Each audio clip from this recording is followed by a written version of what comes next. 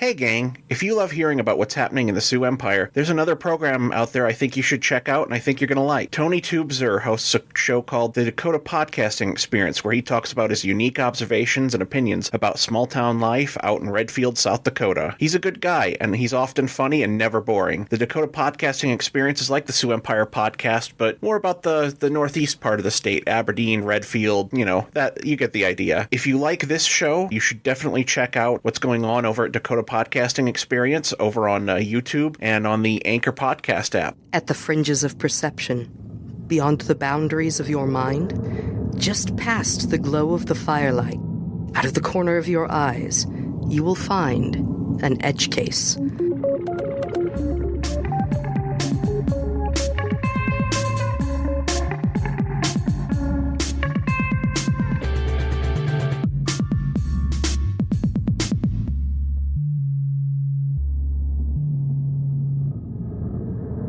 Edgecase Podcast, coming September 10th.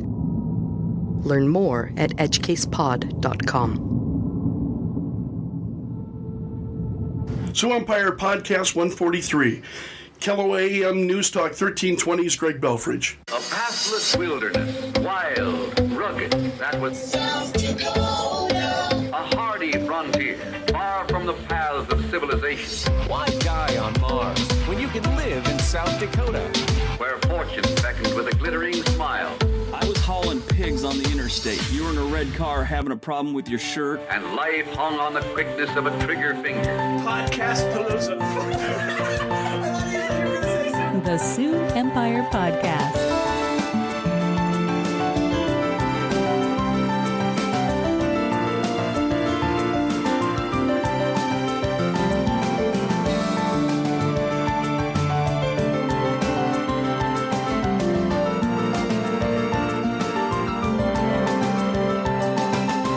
Well, hello everyone, and welcome to another fantastic episode of the Sioux Empire Podcast. This is the Sioux Empire Podcast, the quirky but harmless podcast that's all about Sioux Empire news, comedy, music, and culture. I am your host, Robert Mehling, and joining me as always is Seth Glover. Great to be back. And joining us this week is Greg Belfrage. Greg, thank you for coming. Well, I'm really thrilled to be here. Thanks so much for the invitation. This is really awesome, because I've been listening to you on the radio for about 3 years, and it's like, finally get to talk to you in the studio. This is going to be awesome. Well, So, I know we've tried to connect a number of times. I've let you down. I appreciate your patience. It's nice to finally be able to get That's no here. problem. You're a busy bee, and I can relate to that. If there's anything a podcaster is, it's patient. Good answer. I'd never be a good podcaster. So, Greg, I think we're just going to slide right into the interview here, and I was just going to ask you a few questions about, for those of you people who are not familiar with what you do here in the community, tell us a little bit about, I always phrase it as my little niece asks, who are you and what you do, Greg? What you do. Well, my name is Greg Belfrage, and I am the host of the morning show at KELO AM 1320, 107.9 FM. And I have been now for, I think, just about 12 years. Wow. Coming up this May, it'll be 12 years since I've been hosting the morning show on KELO. And if you've never heard it, it's a news talk show talking about current events, whether the local, national, depends just what's happening, what people are talking about. Yeah. Started out initially just doing radio. I've had a love for radio for a very long time. I graduated from USD with a degree in on-air media broadcast. Go Yotes. Yeah. And so it's the job of a lifetime, really, for me. I have such great love, and it's because of the people I interact with on the phones. My show is very heavily caller-driven, and I just, that's how I've gotten to know you. Yeah. And as well as a number of other people, and that's just an absolute thrill for me. So it's fun to be here. Awesome. Let's see. My first question here. For those of you also not familiar, but a lot of you will be. It's kind of it's a news talk, so it's like you take trending stories and you kind of frame them. You set them up and then let the callers take a whack at it, and then kind of give a little commentary back. So one of my questions is, what is the most important issue for you personally that you've ever covered on the show? For me personally, I'm almost hesitant to answer that. There have been a number of them. Probably one of the ones that I've been most heavily invested in, and this is a number of years ago, is when South Dakota was debating the abortion ban. Okay. We took a lot of calls, visited with a lot of people. I have I imagine very the strong calls on that one could be a lot of passion. There was. On both sides of the issue. As you know, that's one of those issues that people have very deep, passionate feelings about. And I tried very hard, especially on that one, knowing how volatile that conversation is. I tried very, very hard to be as respectful as I could of people, regardless of their point of view. And but that was one that, for me, probably was the most personal and perhaps one of the deepest. I would also say there was another instance in which, again, it's one of the things that I do on my show is because people who listen to me get to know me. Yeah. They know me, they know my interests, they know maybe a little bit about my family. Your interest in Batman. Right, for instance. Boy, don't get me started on that today. So they get to know me a little bit. So if there are major events in my life, it's hard not to talk about them. Oh, yeah, absolutely. Otherwise, people, I don't want to hide anything from anybody, and I don't, if I should reference it just casually, people go, what? Wait a minute. Rewind that back. Right. You buried the lead, Greg. So there have been a few times where, the death of my mom would be an example, when Sure. my mom passed away. Something that I talked about. And then, of course, we all know the pain of loss. Yeah. All of us have been there. We've all had a family member or friend or somebody very near and dear to us that we've lost. When I also, my wife and I were recently divorced. And when I moved out of my home a couple of years ago, I talked about that on the air. Sure. And I got a few people who were outraged, angry. The overwhelming amount of sentiment that I got was just incredibly touching and supportive. So rewind that back. Yeah.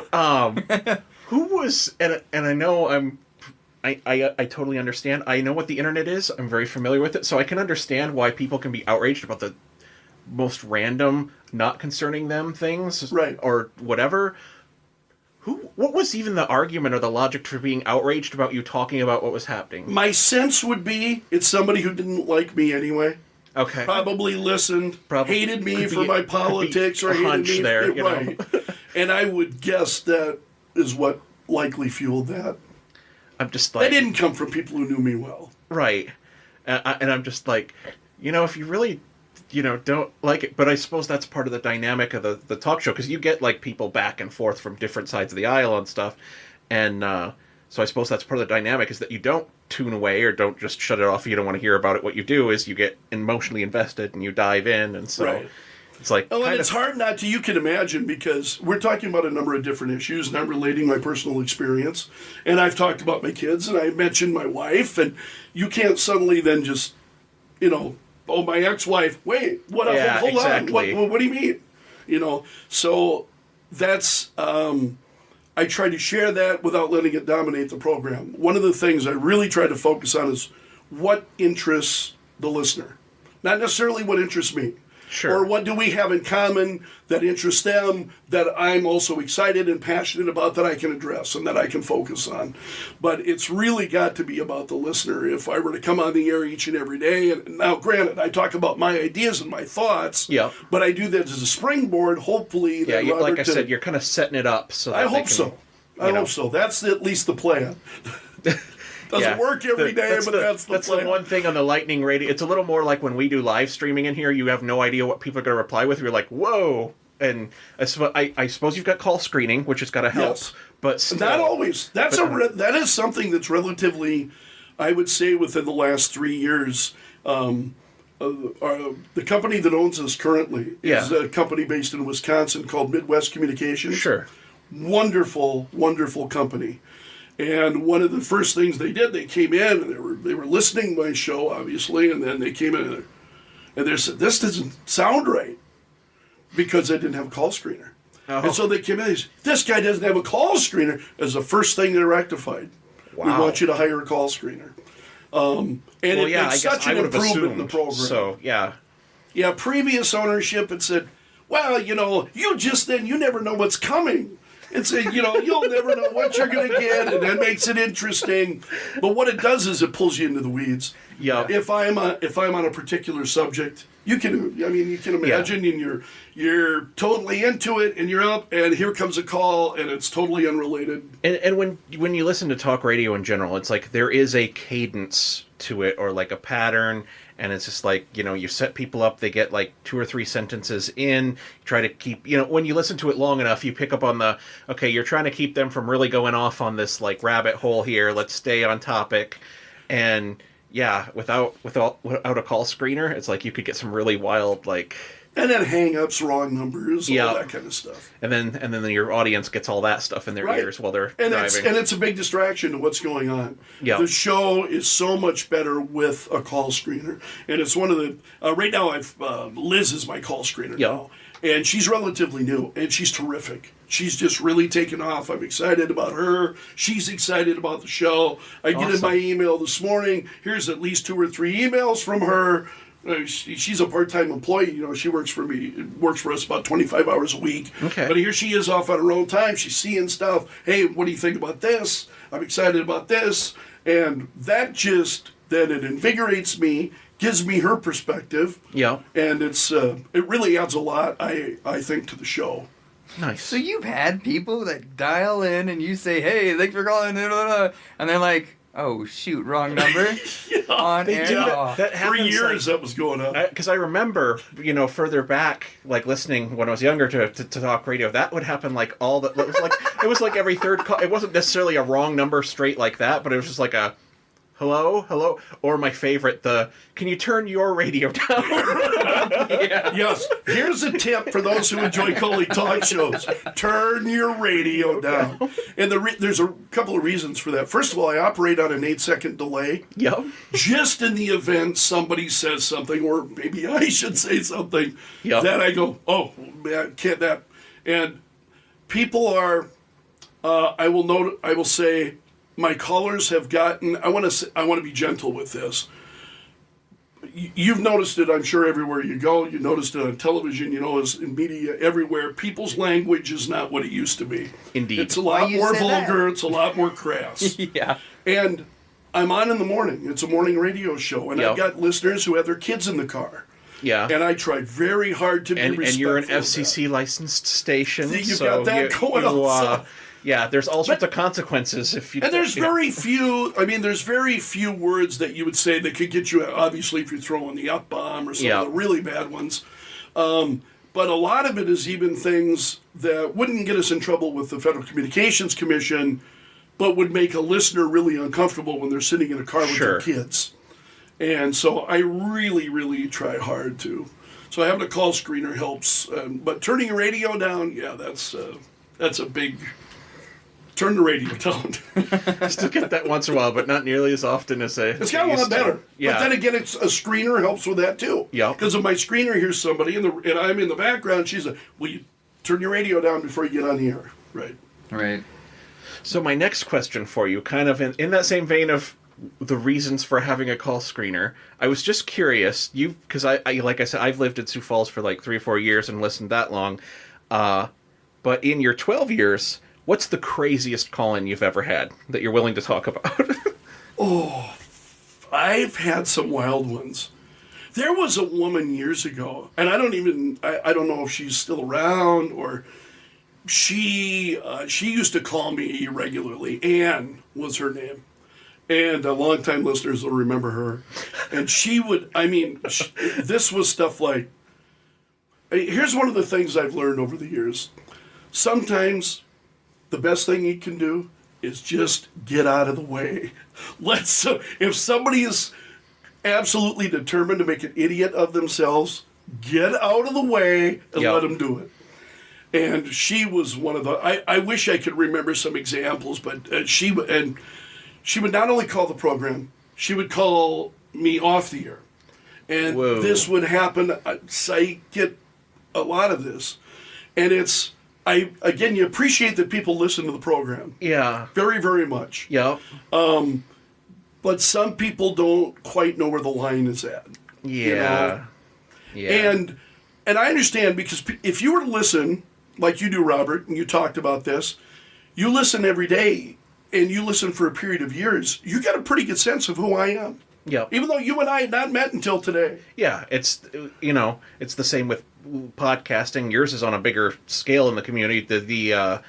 And it's true with any talk radio, because like I've listened to talk radio since I was a little kid, and you develop a relationship with the person, and it's like, and I know for some people that can be shocking when they like, because I suppose it's not just like celebrities or like a talk radio personality thing, but it's like, not only do they develop a relationship with you because they've heard your like internal monologue and your thoughts on things for so long, right? Then they meet you and expect to like pick up a conversation like you're like a member of the family or somebody that they've known for years. Sometimes they're like that, and you're just kind of like, I don't know who you are. Right.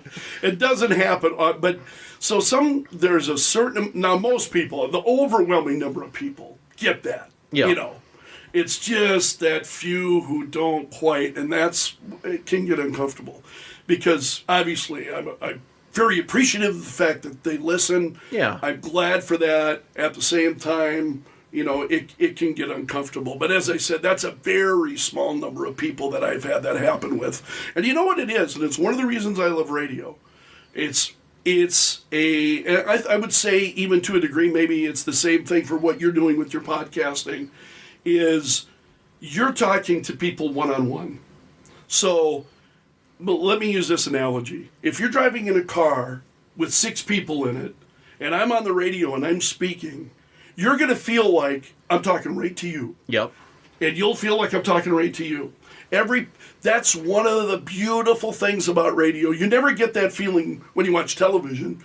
Right. You never feel like the personalities are talking to you. No. You're a part of the great audience that's out there. You see it a little bit more now in the digital TV space with like Netflix shows that are clearly designed to be watched by one person binging on a device. Right. You can tell that a little bit, but yeah, like the radio, the podcast, where it's like people could be listening on earbuds and stuff like that. It gets very like direct. Exactly, which is why when I speak, I will say, you don't hear me say things like, you people, or everybody, hello everybody. It's hey, how you doing this morning? Glad you found the Greg Belfrage show. I'm speaking to one person at a time. Sure. And that's one of the reasons that the connection then between me and my listeners is so powerful, especially because there's no music. You know, if you listen to somebody on a regular morning, a lot of the talk or a lot of the radio that we grow up with, it's a music station, and so the personalities are important. I don't want to take anything away from what they do, because I work with a number of people who are also very, very skilled with those connections with their listeners. But it is different, because when you tune into my show, you're tuning in and you're getting my take on events and other listeners' takes on events, but there's no music. It's me. And I've got maybe a talk segment with 15 to 18 minutes to fill. That's a long time. So I spend a lot more time talking directly to the listener. And because of that, I think the connections, that's why I love talk radio. Initially, I didn't want to do it. When I was first approached about it, I'd never done it, had no idea. If you heard my first shows, you'd cringe. I think I'd cry if I heard my first shows. They were awful.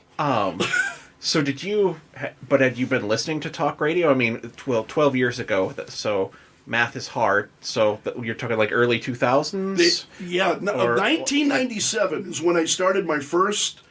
It was actually a few years prior to starting on KELO. Okay. Because I've been on KELO since 2000. Okay. I started doing talk 1997 on one of our sister stations, which was our news talk station at that time. Sure. KWSN, Sioux Falls Sports Radio. That's what it is today. Sure. At that time, it was KWSN, Weather Sports News. Yep. And I started doing a late afternoon show there. Had no idea what I was doing. Had the management, that was Midcontinent Radio, South Dakota. I've heard of them. Owned us at that time. And they wanted to make a change, and they said, we want a more aggressive kind of style of talk. But nobody was there to show me how to do it. And it was pretty rugged. So, there was something that occurred at the time that's when things started to fall into place for me. And that was what was going on with Bill Clinton, President Clinton, and the Monica Lewinsky scandal. That's golden age talk radio right there. And that's like I the was height of Rush Limbaugh rising up. Right, and absolutely. But as far as listening to talk radio, no, I really hadn't prior to that time. I am now a voracious listener of talk programs, and not just our talk programs at KELO, but sure. Even podcasts. Mike Rowe was somebody. If you listen to a Mike Rowe podcast, one of the best storytellers ever is Mike Rowe. Oh, yeah. So I have a real appreciation for people who have the gift of storytelling. Absolutely. Yeah, it's if you're in an industry, it's just like, like one of the things I always liked about Mad Men was that Don Draper consumed a lot of media because he's an advertising guy, so he made a point of going out and I've tried to explain this to other people, like friends of mine who are just like, oh, I don't watch that much TV. It's like, well, I kind of do because I want to know what the heck's going on, like what is in the like zeitgeist, And so like with podcasts, I was just talking in the last one about how many podcasts I have, and I'm to the point where I triage, where I'm like, okay, I want to listen to this episode, I'm going to skip this one of this guy, otherwise I'm going to be like 3 years behind on this podcast, and yeah, so I imagine it's the same way, because it's like you're if you care about your craft, you're like, what's everyone else doing? What are they up to? What's new? Absolutely right. And I still, I am taking a course from a consultant that I'm aware of that is just really aimed, I think, a lot at the kind of thing that I do. And it's the kind of thing I'm always trying to do, because I think the minute that you think you know everything, and I'm not talking, I mean in terms of your work, the minute you think you know everything is the day you're done. Yep. And I say this to our staff all the time. If you get to a point where you feel like you know everything, it's done, and it's time to hang it up, because that's never the case. You can imagine in radio, since I first started in radio, I was working part-time in the late 80s. Imagine the difference in technology at that time versus what we have today. Yeah. First doing radio where you're working with carts and everything. These were recorded kind of cart. Sure. They look like 8 tracks. We called them carts in radio. They were a loop of tape that commercials were on and songs were on and all of that. Oh, yeah. And, then you started getting a little bit into digital. Now we've got a system that's called Wide Orbit that actually runs KELO AM. And it runs 24/7. That's part of my job that people don't see, is I'm also the brand manager of the station. Sure. I'm responsible for the programming. I'm responsible of the contracts for programs like Rush Limbaugh. You mean as soon as you're done talking in the morning, you don't just get to go home and go back to bed? People think I do. But no, I put in a full work day plus, just like most people do these days. Nice. That's really cool that you're still developing your skills and you're still working on them and you're still like eager to learn. That's really exciting for people that are getting into any kind of radio or talk and don't feel like their skills are where they should be, and now you might not think that if you tuned in. You might think, man, it sounds like this guy's first day behind the microphone. Some days are like that. Yeah, I hear you on that one. I think everybody has that. I had a friend who was a manager a long time ago that whenever I'd screw up or something like real bad, he'd just look at me just like, it's okay, it's your first day. And if I've been there like for 7 years. There are days I walk out of the studio and I just go, yuck. Yeah. Because it's largely unwritten. I get in there, it's a lot of talk, obviously. I don't know what calls are going to come. I don't know what people will say. And there are days I walk out of there and I just, yuck. I didn't care for it. But then I double down and hope that you just shake it off and do the best you can the next day. Yeah, I mean, I've had the same experience here on the podcast of, you know, some days I feel like, oh man, that was a great conversation. I think I asked great questions. And then other days it's just like, oh boy, I really screwed that one up. I didn't say enough, or I didn't say something right, or whatever.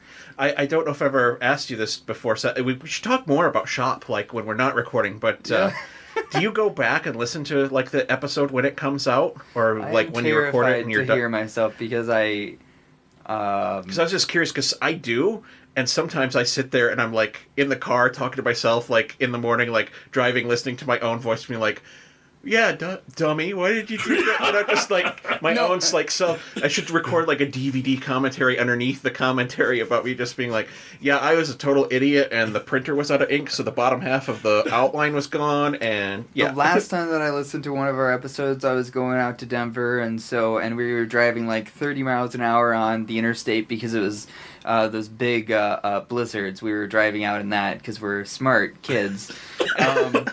And you know, I do remember enjoying the episode, and I was actually pleasantly surprised by that one but I left that day feeling like, yes, nailed it. So you know, if I go back, just trust that I do good editing and that you know it comes out fine. I trust you implicitly. Yes, Aww, absolutely. You are our leader, oh captain, my podcast captain. See, Seth, I'm like you. I don't like listening to my shows.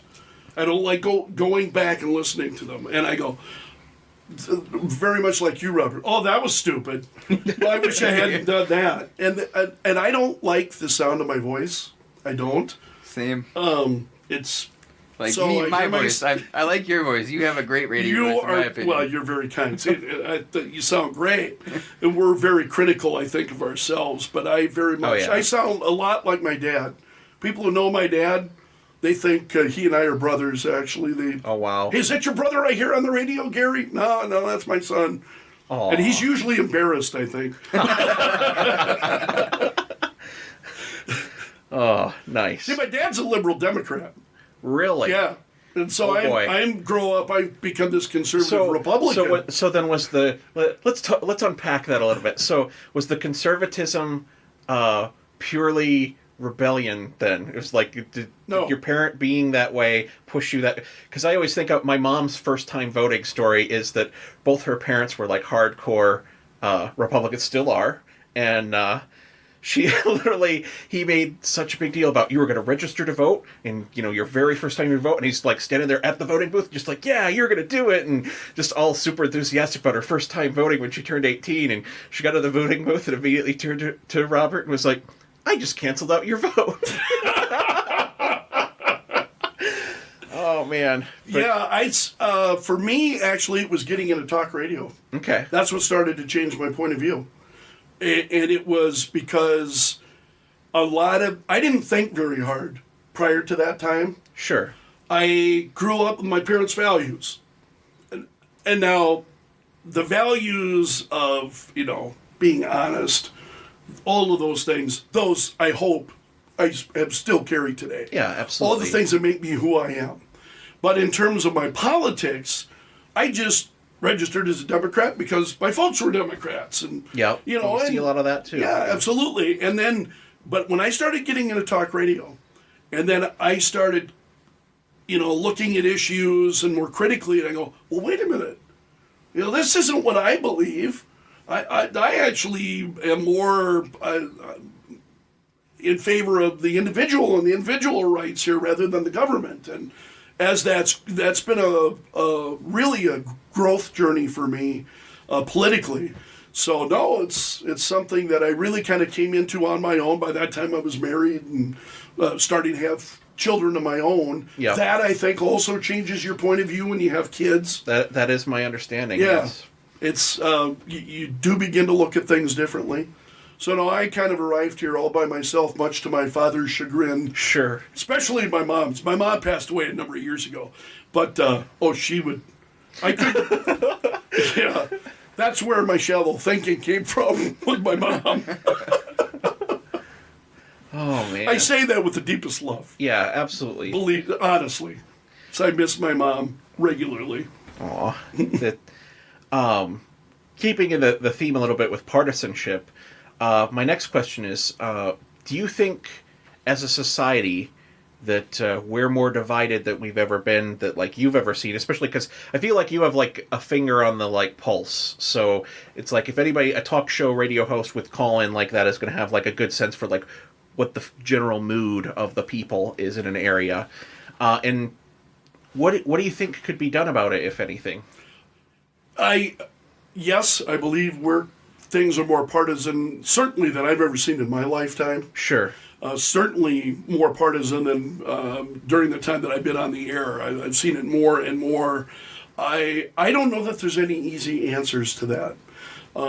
I hear a lot of people, and there's no polite way to say this, so but I find a lot of people who are ignorant of the foundations of the country, the Constitution, and what it means. And I would use as an example, the current people who are openly socialist.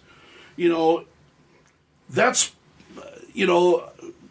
something that's just, if you understand the Constitution and all of that, I think that's something that's you have to ignore all that in order to believe that the government ought to be doing all those things, because the founders, and the more I've read and learned about the founders, and they had sharp disagreements amongst them. Oh, yeah. You want to talk about partisanship, Yeah. There was a lot of it in those days. That's the thing. It's just like it feels more contentious, and that's part of why I ask a barometer question like that, because it's hard for me to tell, because my background is a history degree, and so I've studied a lot of American history, so I'm like, I want to be like, yes, this is by far the most partisan I've ever seen, and then I think back a little bit, and I'm like, well, there was that one time that one guy got shot in the Senate, or that time, I'm just like, right. We've had some pretty wild, especially leading up to the Civil War and afterwards, and right. But even in the 20th century, some just very partisan, times. So it's really hard to tell. It's just like, I want to be like, yes, this is, it is a very partisan time. I still can't decide if it's the most partisan or if that's just biased because I'm too close to it. Well, and we can't help but be biased. Exactly. And that's why I appreciate what you're saying. I would say the same thing. In our lifetimes, I've never seen it more partisan. Beyond that, absolutely agree with you. There have been a lot of partisan periods in history. Yeah. So, and I think hopefully we learn from that and move forward. And even through all this, I hope as a nation, there's, Donald Trump has just become so divisive. President Trump has. Yes. People are either solidly in favor. We look at what happened this past week with the filing of the Mueller report. Oh yeah, that's right. a whole thing. And who changed their minds? Do you know anybody who's changed their mind? No. Well, on Mueller, yes. Yes, exactly. But I mean, those who hated Donald Trump still hate Donald Trump. Those who supported him still support Donald Trump. It didn't.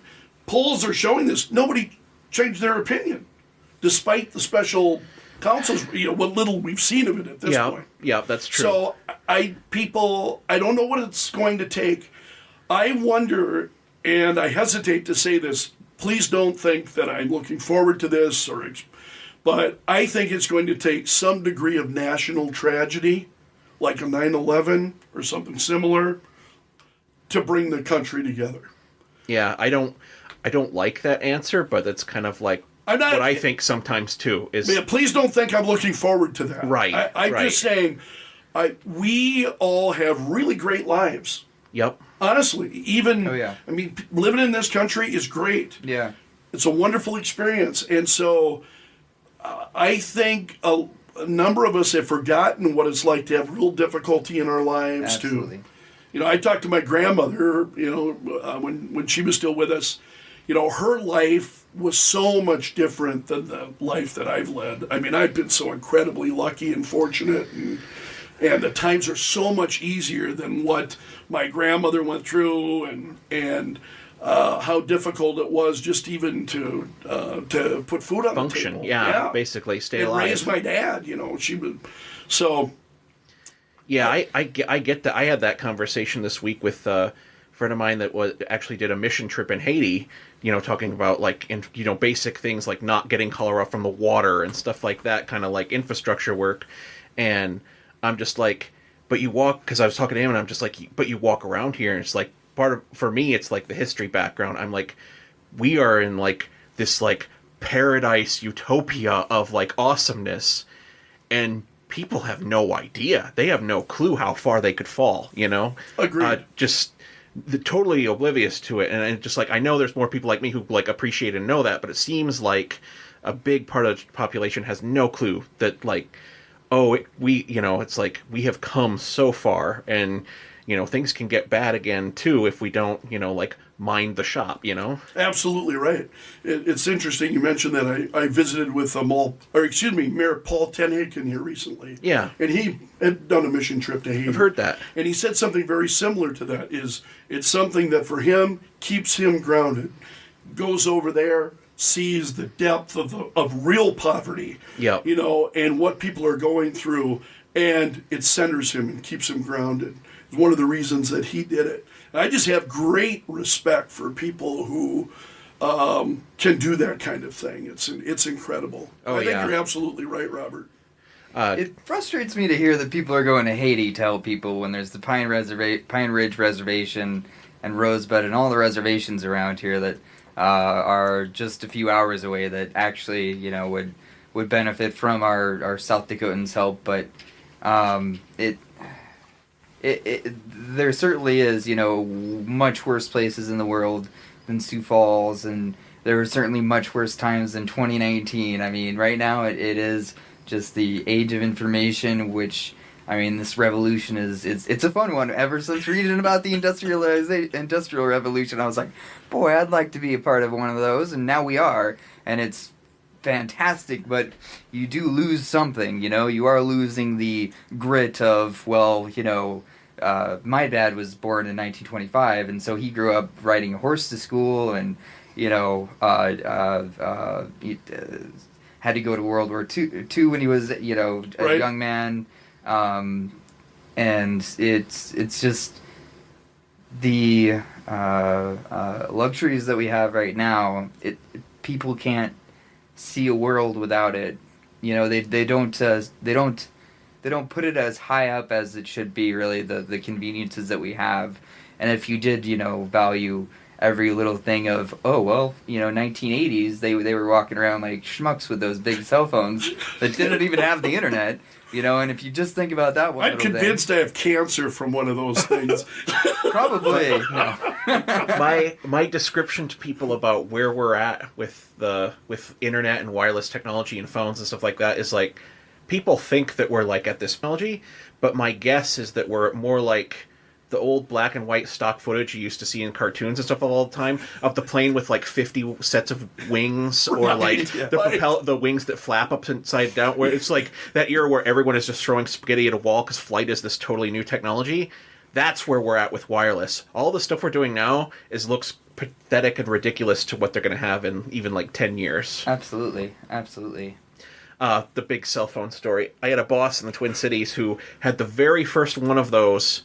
There were only like 3 of them available in St. Paul, Minnesota in the I want to say late 70s, early 80s. And he bought it for cash from a guy that showed up in a limo, and he looked like a 1970s like Shaggy Bear, with the cane and the hat and stuff like that. And I think he paid like $5,000 cash or something, whatever ridiculous price was for that phone, because the tower that was on top of the first mill granary or whatever thing, that was the only thing that was the tower in downtown that could support these 3 cell phones. So he had to find someone who had one, sold it for cash in the parking lot of his business, and just like, there, now I have a cell phone. It's like, it's changed a little. If you want to laugh, go to YouTube, look at the old Radio Shack commercials. The original cell phones were literally a briefcase, and you'd set it up, open the briefcase, and there's the handset, and we've come a long way from that, haven't we? Oh, yeah. Yeah, and so, I mean, with all the conveniences that we have, we are still just so ready, and I think it's part of the social media that we're so ready to go for the throat, go for the jugular, and I have look at these links. You're wrong, I'm right. How could you think this way? And it's just like, and then there's no actual dialogue. It's yell, yell, yell, yell. Oh, I see your comment. That really pisses me off. Now I'm really gonna dig in and say anything hurtful so that just stab the wound if I can, sort of thing, because it's those. I'm not sure what to. It's like a destroy and disappear sort of mentality that you can get with social media and things like that. I mean, even with just you drop a comment, you drop a bomb, and you leave. Exactly. I hate social media. Oh, I feel you, for that. Yeah, I feel you. I do it through my work. I work in it daily so much, and I hate it. I hate every part of it. And that's and it's that kind of thing. One of the things that I prefer about the talk show is we're talking, even if there's disagreement.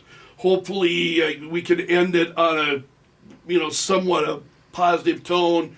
You were able to speak rather than just shouting at each other. At least that's my wish. It makes it so only one or the other can talk at the same time, and it's still like a human conversation instead of like an emoji dancing around or something like that, in response to X or Y. So it's like it's a little more human. I hope so. I mean, and I will be the first one to tell you that sometimes my passion gets the best of me.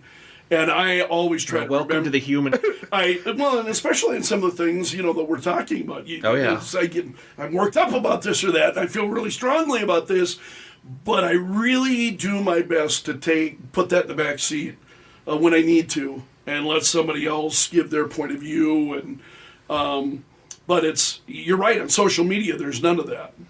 And I have a friend of mine who lives in Chicago. He's an old high school buddy of mine, and he spends all kinds of time on his Facebook page. He loves it.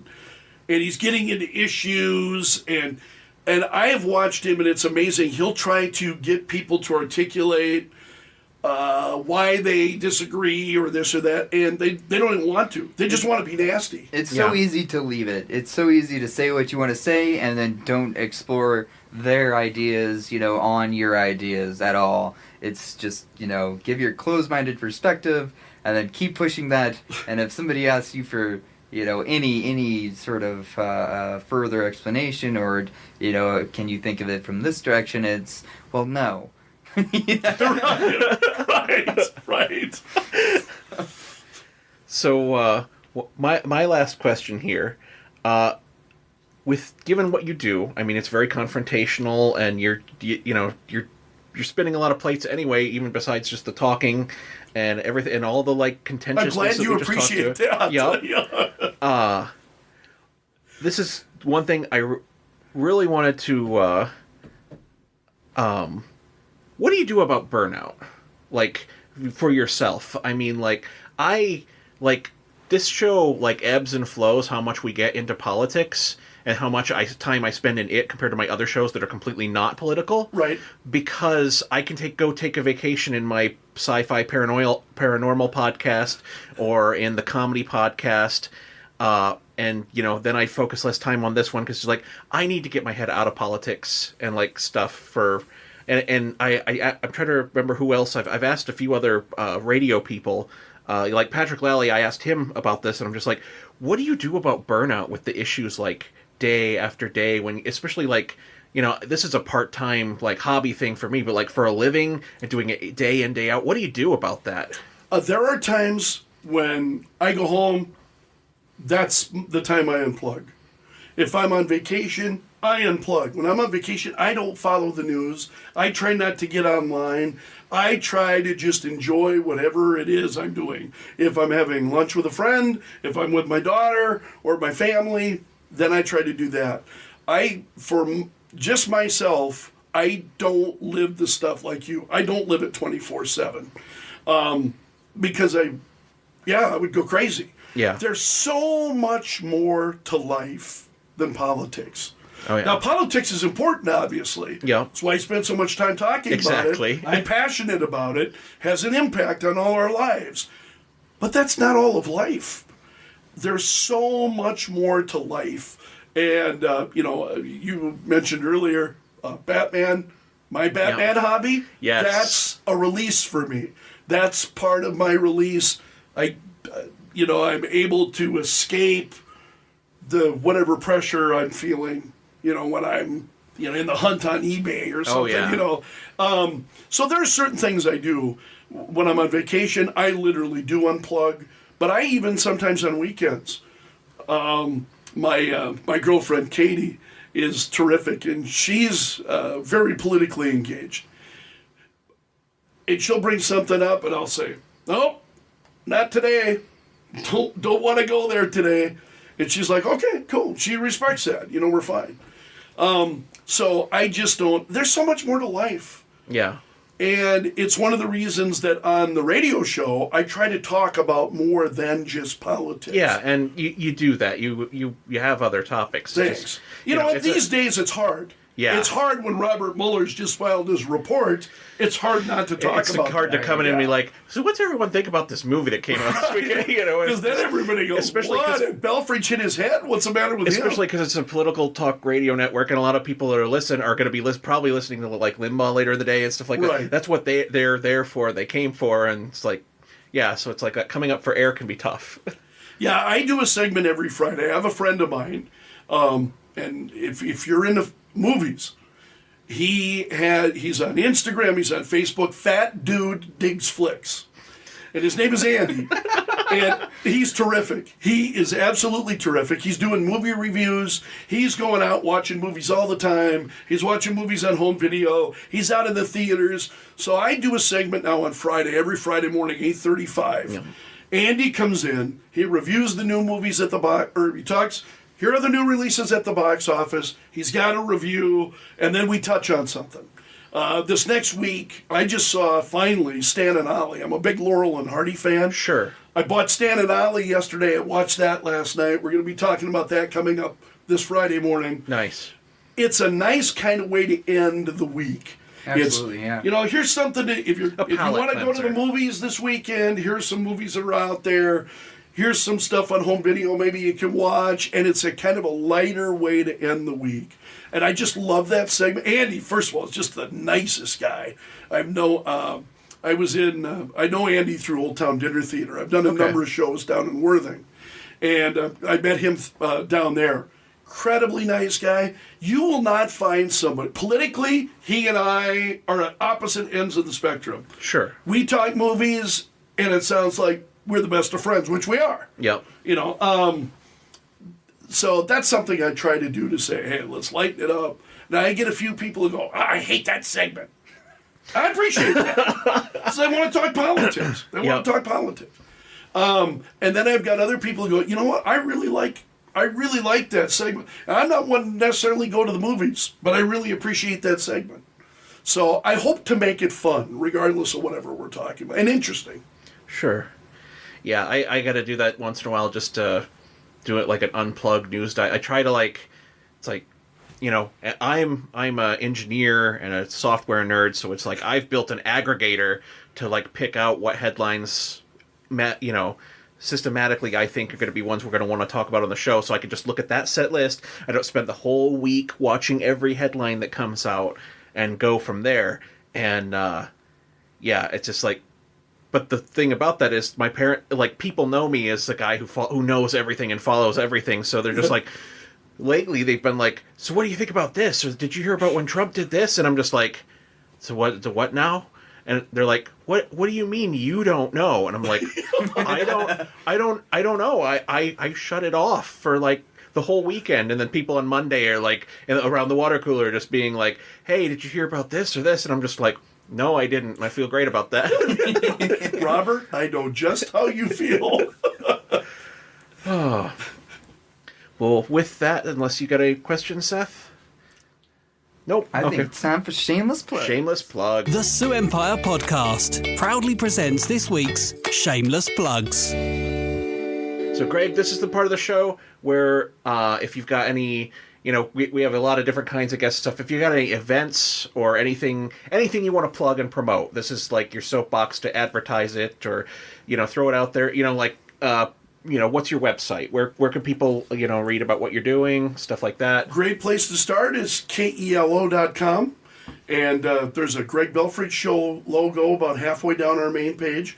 That'll take you to my page, and then whatever we're doing, whether it's on podcasts, if you wanted to hear the show, for instance, podcasts and everything are there. We podcast a good amount of the show each and every day. I am excited because coming up, I don't get asked to do a lot of stuff, Robert. So that's why I was so thrilled at your invitation to come here. I've been asked to be a judge coming up at Bacon Fest. Oh, man. I don't know about you. I'm all about bacon. Count me in. So the Roller Dolls, of all people, asked me if I would be a judge at Bacon Fest. That's coming up the Saturday of Easter weekend, so I'm looking forward to that. Outstanding. Other than that, I think those are the big things right now. Absolutely. That sounds good. Seth, do you have any shameless plugs this week? We're talking about movies. I just saw what is my favorite, best, ultimate, the greatest horror flick of all time. Everybody has to see it. You should see it in theaters. Us. It really blew my mind. Oh, is that that Jordan Peele one? Question my reality. It's scary as hell, but with a great story. If you have some time to kill, if you want to go out, or you usually go out to movies and you don't know what to choose, go to Us. And you're not going to be disappointed if you are looking for a truly suspenseful horror movie that will leave you just screwed up, and it's a mind fuck is what it is, and it's in the best way. The greatest horror movie I've ever seen. It truly is. I love that Jordan Peele isn't doing comedy anymore, because he has such a hand with horror and scary movies that it's like nothing else, and it was completely fulfilling. So I am probably that's my undersell. That's funny because I mentioned Andy from Fat Dude Digs Flicks. He reviewed that on my show yesterday. He said the same thing you did. Absolutely awesome movie. You don't see it coming. And I think he has a 4 taco rating that he gives like the best. He rates everything awesome. On a scale of tacos. Perfect. And he gave that, I think, 3 tacos out of 4. Ooh, he said it was really good. Must have dropped that extra taco somewhere, because that's a 4 taco movie for me. I actually am yearning to go back. I can't wait to go back to see it. I'm gonna go see it again Monday, because it's just so fun. So keeping with, apparently this is the Jordan Peele podcast now. My shameless plug this week, or one of them, I'm the host, I get to have multiple ones. The Twilight Zone relaunch that's hosted by and produced by Jordan Peele is coming to... I am literally buying a CBS All Access subscription, one, so that I can see that, and so that I can share it with my mom so she can watch Star Trek, because she's a Star Trek nut. I'm a Rod Serling Twilight Zone, just actual, fanatic. I am starting my own sci-fi anthology podcast, the one launching in September, Edge Case. You might have heard about it 1,000 times if you've listened to these podcasts, which, by the way, casting will be wrapping up the day this drops, so be sure to get your application in if you're interested in doing some voice acting here at Sioux Falls. That Twilight Zone looks really good. Jordan Peele produced. I'm just like, if anybody can do it and not screw up a relaunch, it's him. So... I have really, really high hopes. Don't let me down, Jordan Peele. Don't let me down.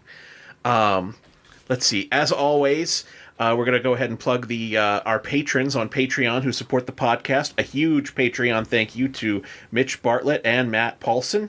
As always, if you enjoy what we do here at the podcast, talking with local newsmakers and the local content and ridiculousness that we produce, you can support us at patreon.com/Sioux Falls. Thank you very much for joining us, Greg. Been really awesome having you on the show. I really looked forward to it. Well, and really, it's my pleasure. Honestly, I'm very humbled that you asked, and it was nice to finally get a chance to meet you. Thank you so much. Thank you, man. It's always fun to talk to people who actually, are doing talk radio as a job, and I appreciate you coming to our little podcast and giving us some. No, not little from what I hear. Well, thank you, everyone, and we will see you all next week. See ya.